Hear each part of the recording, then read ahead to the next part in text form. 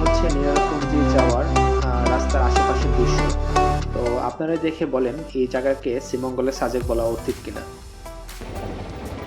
হায় হায়, নামছেন এদিকটা এত সময় যে উঠছি আমার নামতে ঠিক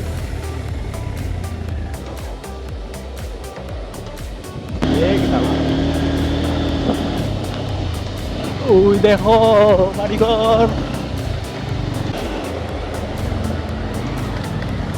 ও বিউটিফুল। ও ভাই এই